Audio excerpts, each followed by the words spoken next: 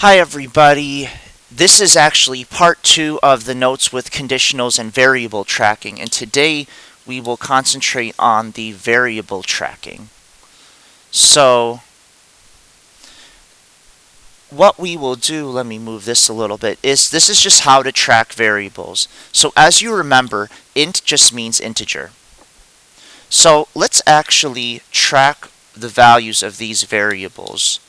I is 15, K is 6. I like to write them vertically. I think that's the easiest way to organize.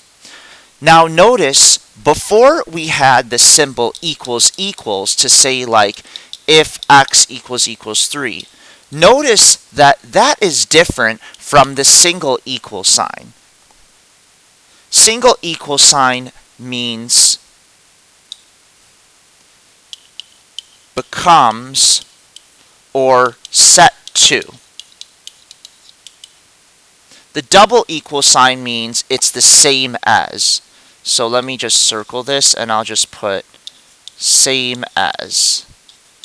So traditionally we will use the double equal sign inside if statements, but for a lot of other things we'll use the single equal sign because what we want to do is say this variable becomes, or we're setting it to the value of another variable. So notice in example 7 these are all single equal signs. So int I is going to be set to the value of 15, or it's going to become the value of 15. Int k will become the value of 6. So let's look at each of these problems. I becomes whatever it used to be plus 3. So let's think about this. What did I used to be? The last value of I was 15. So I is now going to be whatever 15 plus 3 is, which is 18. And of course, k will stay the same. Let's continue. I now becomes 40 minus I, whatever I used to be. So I is going to be 40 minus, what was its last value? Its last value was 18. So 40 minus 18 is 32. Nope, 22.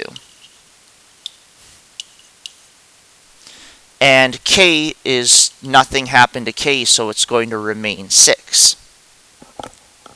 Finally, I becomes the value, whatever k, the last value of k is, times the last value of I.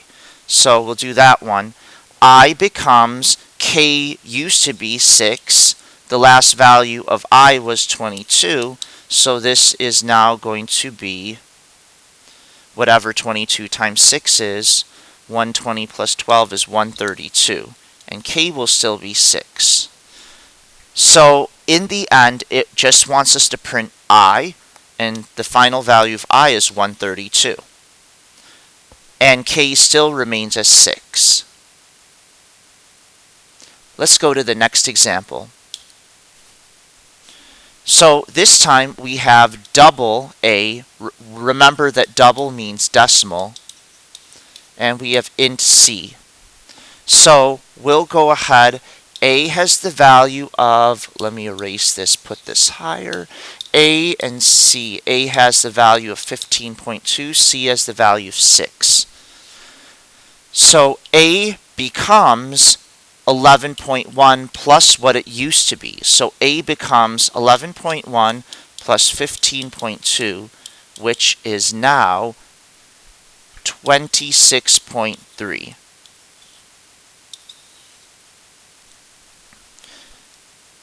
Next, A becomes whatever A used to be minus whatever C used to be.